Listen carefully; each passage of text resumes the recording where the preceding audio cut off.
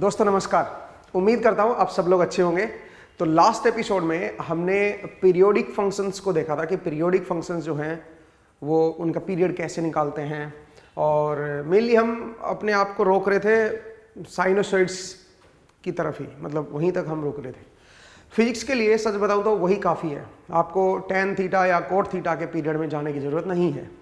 Maths में आपको ज़रूरत पड़ेगी, तो मैथ्स जो है उसको आप अपने मैथमेटिकल जो भी आपके मैथ्स के लेक्चर होंगे उनमें आप पढ़िए, उसको थोड़ा डेप्थ में पढ़िए, बट मैंने बेसिक आइडिया जो है वो आपको दे दिया है, खासकर ट्रिग्नोमेट्रिक फंक्शंस में। अब थोड़ा सा एक स्टेप और आगे चलते हैं। कई बार क्या होता है, फंक्शंस मल्टीप्लिकेशन की फॉर्म में होते हैं, जैसे दो साइनोसॉइड्स जो हैं वो मल्टीप्लाई कर रखे हैं। अभी तक हमने जो देखे उनमें एडिशन या सब्ट्रैक्शन में ही देखा था। अब कई बार क्या होता है, उनको मल्टीप्लाई करके दे देते हैं या उनको डिवीजन की फॉर्म में दे देते हैं। तो अपना जो मेन जो तरीका होगा वो क्या करेंगे, अगर कोई मल्टीप्लिकेशन की फॉर्म में दे रखा है फंक्शन को, तो आप सबसे पहले उस मल्टीप्लिकेशन को हटाओ, मतलब सिंगल टर्म अपने को चाहिए, स्क्वायर में भी नहीं होनी चाहिए टर्म क्वांटिटी, ठीक है। जैसे कि देखिए, अगर मैं आपसे बोलूं कि भाई मेरे पास एक फंक्शन है एफ टी, और एफ टी की वैल्यू देखिए 1 प्लस या may be sine square omega T, sine square 2t, आप ये समझिए, ये दे रखा और इसका पीरियड पूछा हुआ है कि इसका पीरियड बताइए और इसकी फ्रीक्वेंसी बताइए। तो फ्रीक्वेंसी 2 नहीं है यहाँ पे, ठीक है। आप क्या करोगे, इसको पहले सिंगल टर्म में लिखो, 1 minus cos 4t divide by 2, ठीक है, ये बनेगा दोस्तों। इसको आप लिख सकते हो 1/2 माइनस 1/2 कोस 4t, इस तरह से लिखोगे आप। अब इस फंक्शन के बारे में बताना है, अब यहां पे जो पीरियड आएगा वो देखना है। तो ये तो खैर कांस्टेंट फंक्शन है, तो इससे तो कोई फर्क पड़ता नहीं भाई, ये तो कोई भी वैल्यू को अटेन कर लेगा पीरियड, ठीक है, इसका ड्यूअल नेचर है। इसको बताइए, इसका बनेगा 2π/4, 2π/4, तो क्या आ जाएगा π/2।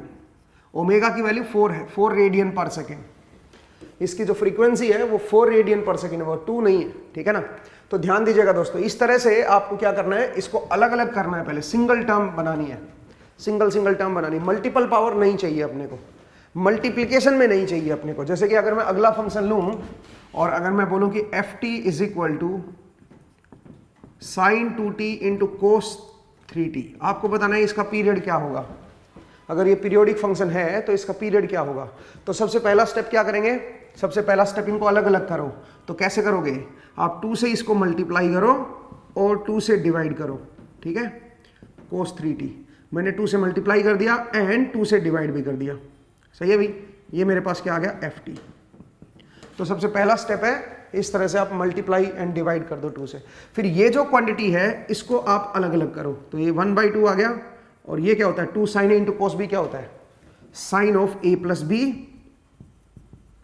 प्लस इसको a मान लो, इसको b मान लो, plus sine of a minus B. Sine of a minus B करोगे तो यहाँ पे माइनस टी आएगा, और माइनस को मैं बाहर ले लेता हूं, सही है जी। ये लो, ये बन जाएगा दोस्तों।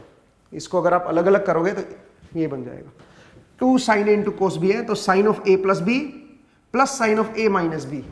तो a माइनस बी करोगे तो माइनस टी आएगा, साइन के अंदर माइनस होता है तो बाहर आ जाएगा।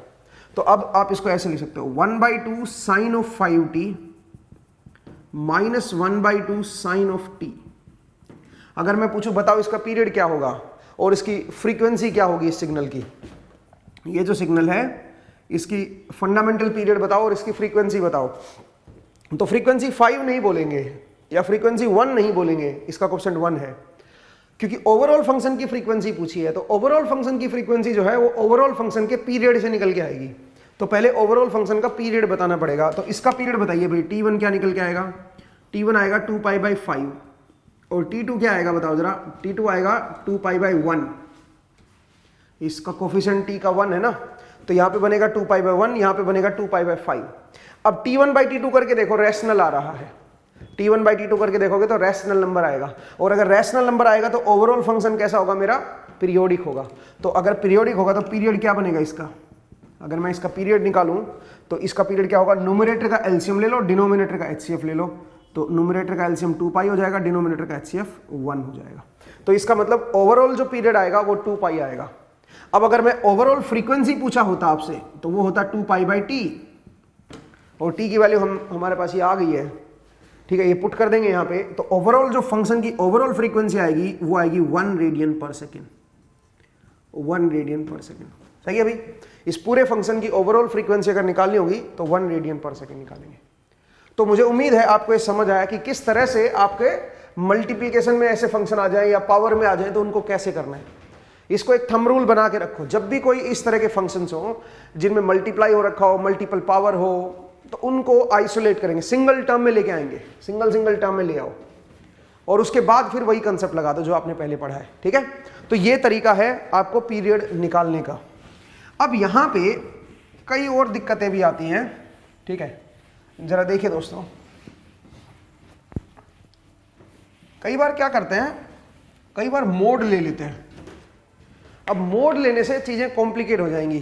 ठीक है, जैसे कि मान लीजिए आपको मैंने ft दे दिया है, ft है मेरे पास sin 2t या sin t को बोल दो, कुछ भी बोल दो। अगर इसको ग्राफ बना के देखो, आप तो ग्राफ भी बना सकते हो भाई। ठीक है, मैंने ग्राफ बनाना सिखाया है इसका।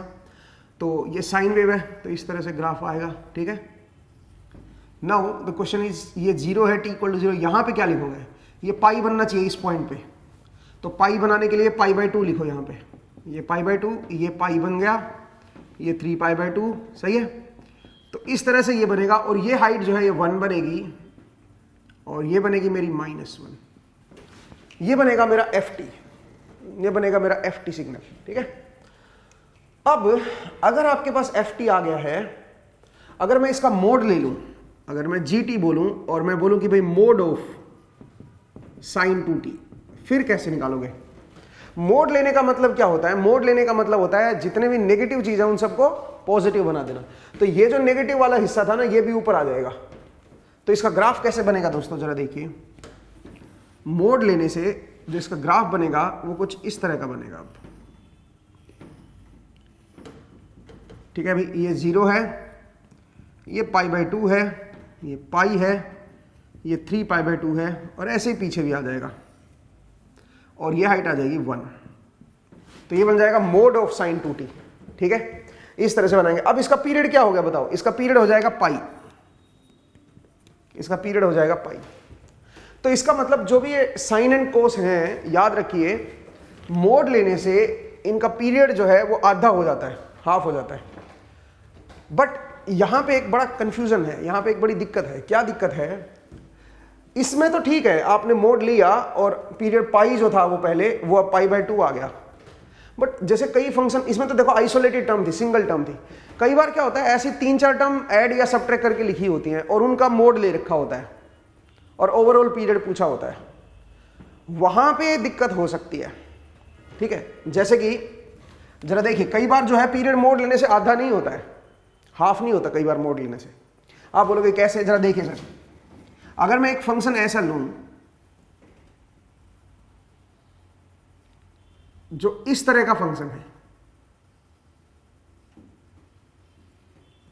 अब देखा जाए तो पीरियोडिक फंक्शन है।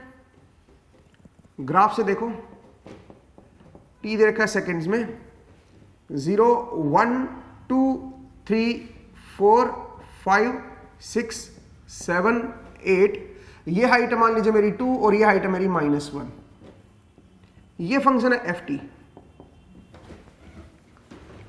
अब अगर मैं इसका मोड ले लूंगा, अगर मैं इसका मोड ले लूंगा, ft का मोड अगर मैं प्लॉट कर रहा हूं, तो कैसा ग्राफ बनेगा दोस्तों? ग्राफ कुछ इस तरह का बनेगा।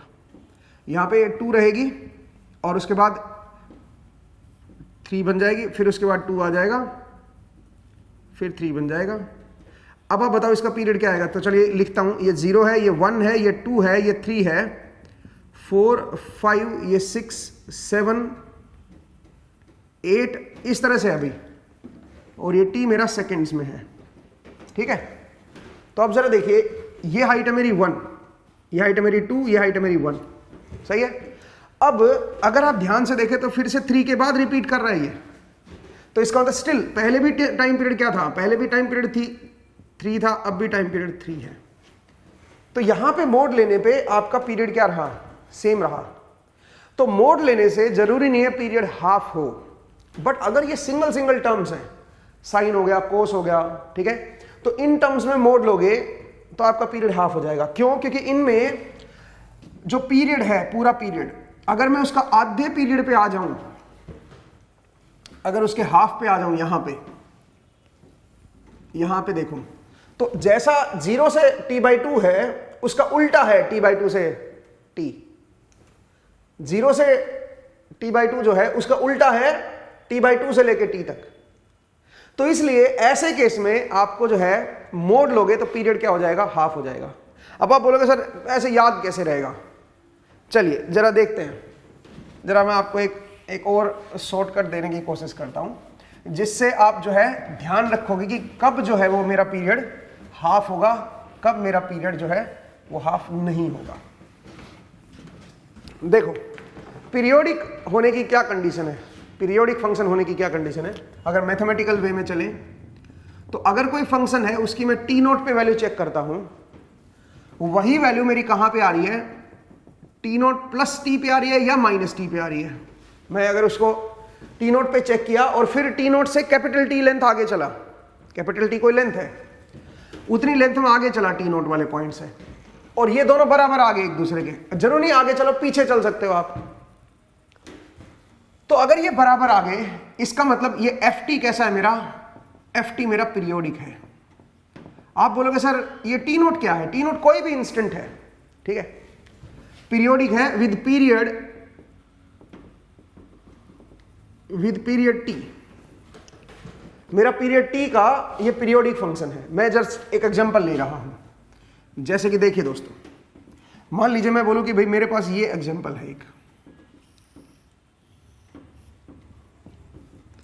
0 1 2 3 4 5 6, ये हाइट है मेरी 2 और ये हाइट है मेरी -2, ठीक है, ऐसे ले लेता हूं। और ऐसे पीछे भी अभी है, क्योंकि पीरियोडिक है तो दोनों तरफ होना चाहिए भाई, एक तरफ नहीं, ठीक है, ऐसे पीछे भी है।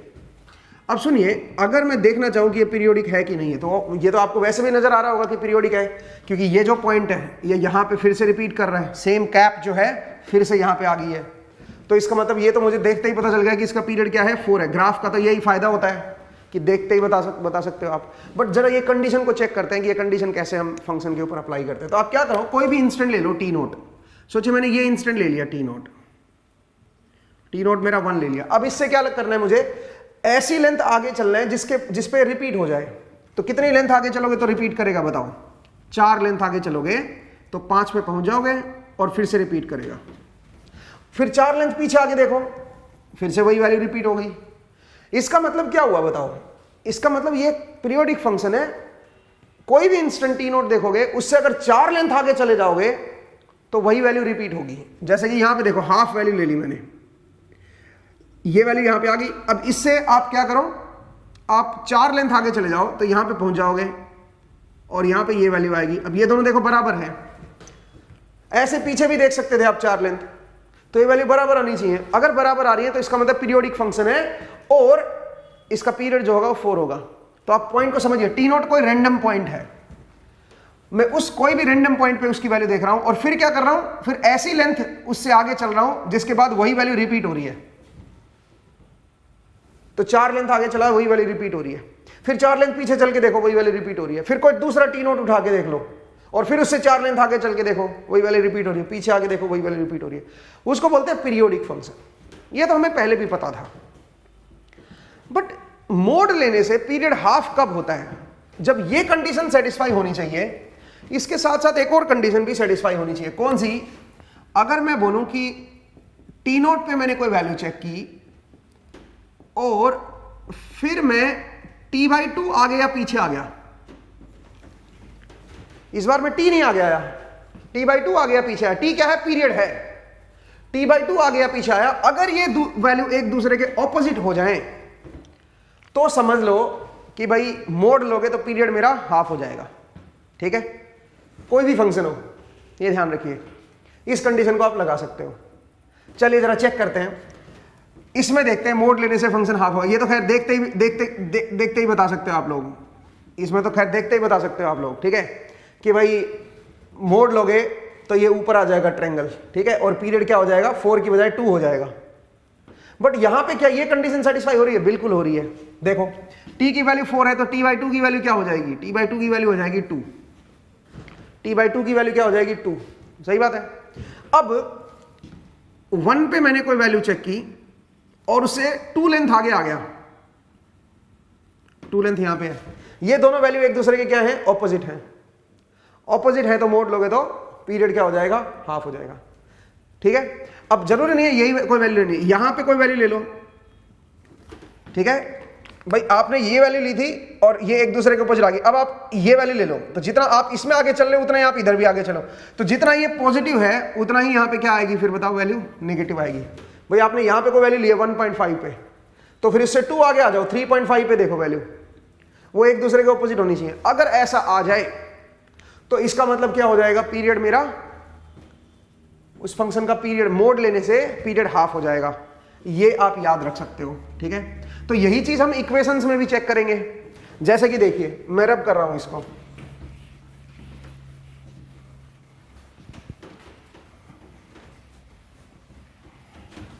अगर मैं आपसे बोलूं कि जरा देखिए कोई फंक्शन है ft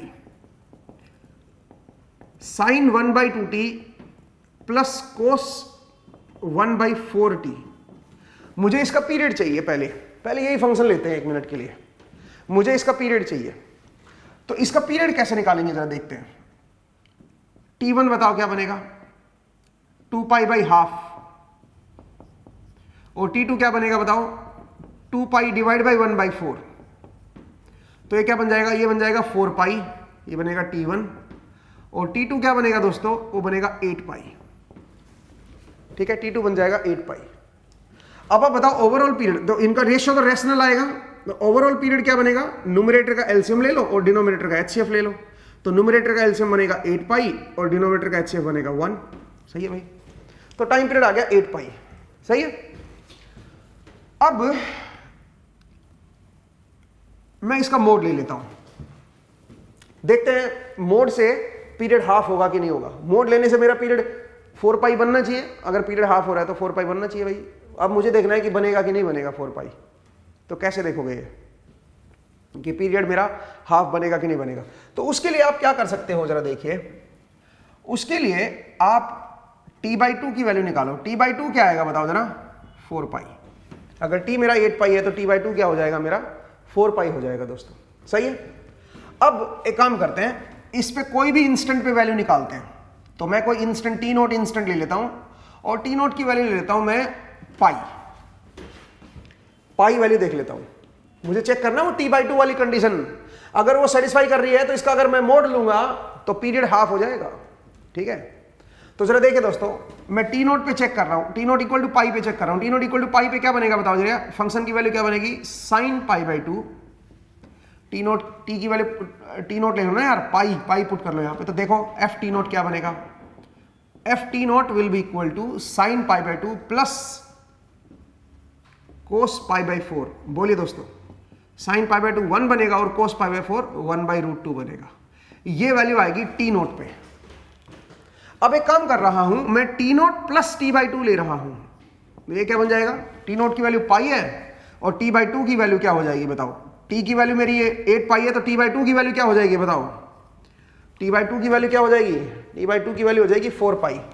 तो ये हो जाएगा पाई प्लस 4π, तो इसका मतलब 5π। बोलिए दोस्तों सही है क्या? भाई t की वैल्यू मेरे पास 8π आई है, तो t/2 की वैल्यू क्या हो जाएगी? 4π। ठीक है, तो 4π जोड़ोगे तो 5π आ जाएगा। 5π पे वैल्यू चेक करते हैं इसकी वैल्यू, तो इसका मतलब f t0 प्लस t/2 पे वैल्यू चेक करते हैं। तो क्या बनेगा दोस्तों? ये बन जाएगा sin 5π/2 प्लस cos 5π/4। sin 5π/2 जो होता है वो sin π/2 के बराबर ही होता है। 2.5π बन गया ना, तो 2π तो खैर पूरा हो गया और π/2 और उसमें ऐड हो गया, तो sin π/2 हो गया। ये क्या बनेगा बताओ जरा? ये बन जाएगा माइनस cos π/4।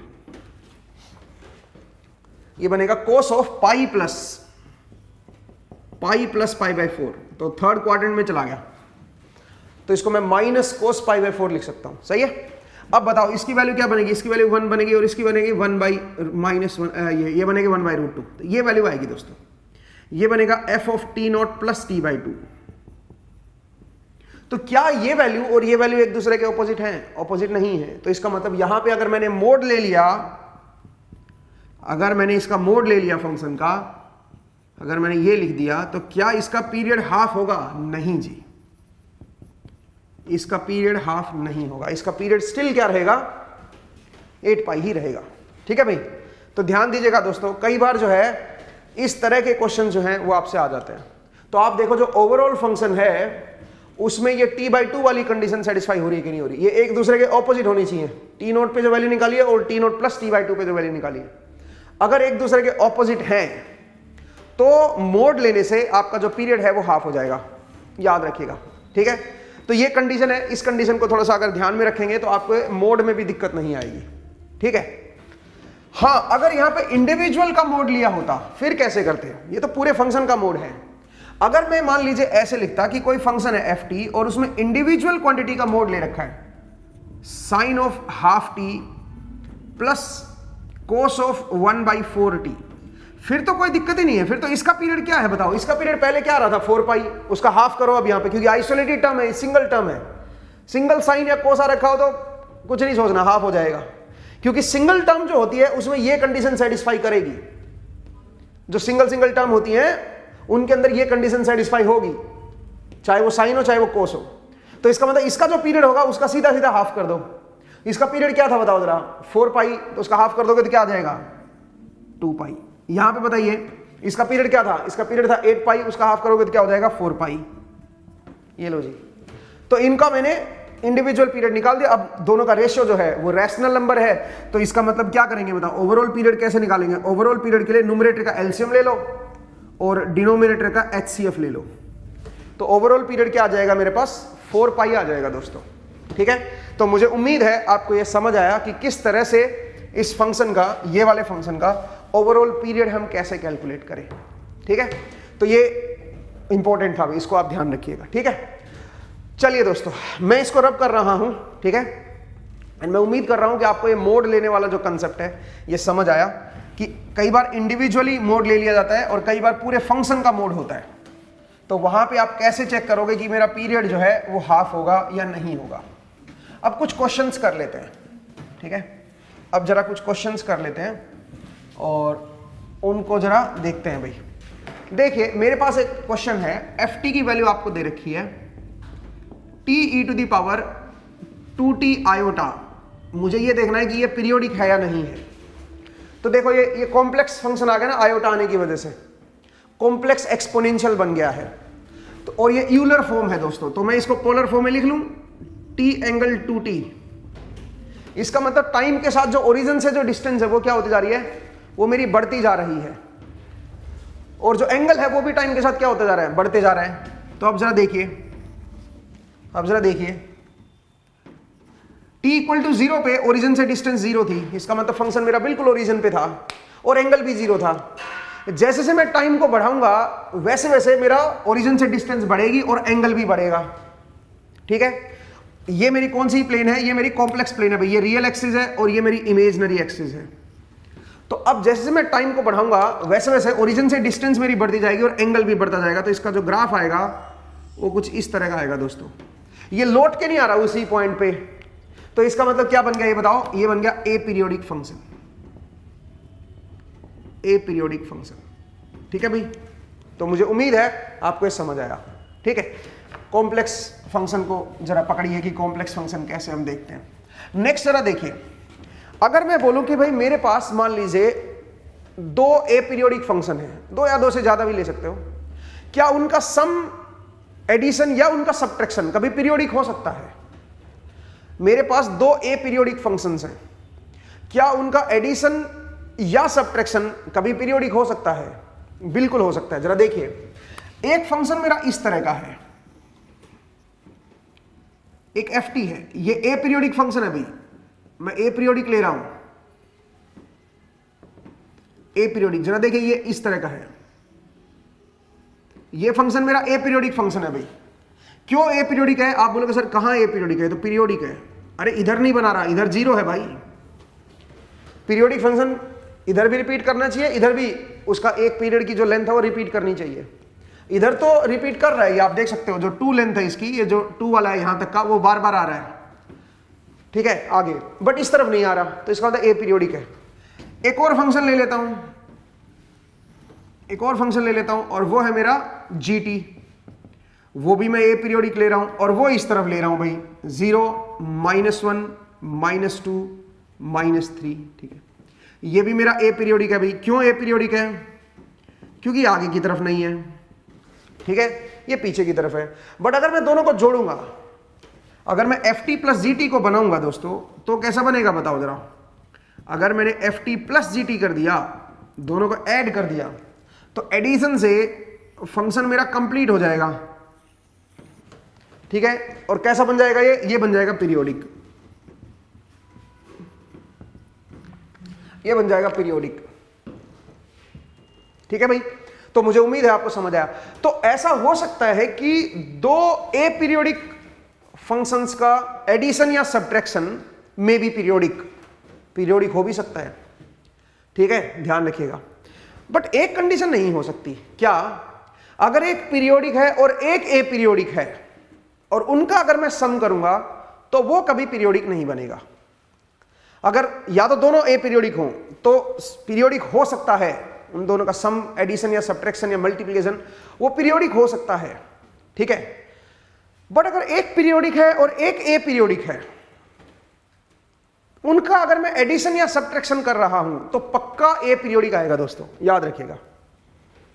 एक मेरा क्या है, पीरियोडिक है, और एक ए पीरियोडिक है। अगर मैं उनको ऐड या सब्ट्रैक्ट कर रहा हूं, तो पक्का ए पीरियोडिक आएगा, वो कभी भी पीरियोडिक नहीं बन सकता, ठीक है।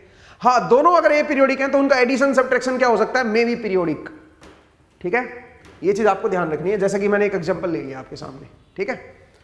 क्या 2 पीरियोडिक फंक्शंस का एडिशन या सब्ट्रैक्शन ए पीरियोडिक हो सकता है? बिल्कुल हो सकता है। जरा देखिए, मैंने शुरू में एक एग्जांपल लिया था, एक था sin 2t, मुझे एग्जैक्टली नहीं याद है कि क्या लिया था लास्ट क्लास में, और एक था sin πt। इंडिविजुअली ये पीरियोडिक है और ये भी पीरियोडिक है, ये पीरियोडिक है, ये भी पीरियोडिक है। और अगर मैं इनका सम कर रहा हूं दोस्तों, तो ए पीरियोडिक बनेगा, आप चेक करके देख लो। तो इसका मतलब ऐसा हो सकता है कि 2 पीरियोडिक, इंडिविजुअली पीरियोडिक फंक्शंस का एडिशन या सब्ट्रैक्शन ए पीरियोडिक आ जाए, इट मे बी पॉसिबल, ठीक है। यहां पे ए पीरियोडिक आएगा क्योंकि रैशनल नहीं आएगा T1/T2, ठीक है, तो इस वजह से ये ए पीरियोडिक बन गया है। तो आपको ये ध्यान रखना है, ये बड़े कमाल की चीज है भाई। और फिजिक्स में भी इसका हम इस्तेमाल करने वाले हैं, फिजिक्स में इसको कई जगह पे हम इसको इस्तेमाल करेंगे, ठीक है। तो मुझे उम्मीद है आपको ये किस्सा समझ आया। अब थोड़ा सा आगे चलते हैं। अब यहां पे मेरा ये वाला पार्ट खत्म हो जाता है, पीरियोडिक एंड ए पीरियोडिक, और कैसे हम टाइम पीरियड कैसे निकालते हैं, फ्रीक्वेंसी कैसे देखी जाती है, एम्पलीट्यूड का क्या मतलब है, वो सारी चीजें जो है वो हमारी यहां पे खत्म हो जाती है, ठीक है। अब अगला जो टॉपिक है वो है मेरे पास even and odd function. Even function क्या होता है और ओड फंक्शन क्या होता है, उसको अब हम देखेंगे, ठीक है दोस्तों। तो चलिए अगली क्लास में आपसे मुलाकात होगी, उसमें हम इवन एंड ओड फंक्शंस को पढ़ेंगे, ठीक है। मैं उम्मीद करता हूं कि आपको ये पीरियोडिक एंड ए पीरियोडिक निकालना आपने सीखा। हम ज़्यादा डेप्थ में नहीं गए, मैं फिर से बता रहा हूं, क्योंकि हम फिजिक्स पढ़ना है, हमारा मेन टारगेट फिजिक्स है, तो हम केवल उतना ही मैथ्स पढ़ रहे हैं जितना हमें बेसिक्स रिक्वायर्ड है फिजिक्स के लिए, ठीक है। तो आप बाकी इसके बेसिक्स जो है वो मैथ्स में ही पढ़ोगे, ठीक है। तो चलिए दोस्तों, यहाँ पे हम एंड करते हैं क्लास को। अगली क्लास में फिर से आपसे मुलाकात होगी। अपना ख्याल रखिए, पढ़ते रहिए, मुस्कुराते रहिए। नेक्स्ट क्लास में मिलते हैं।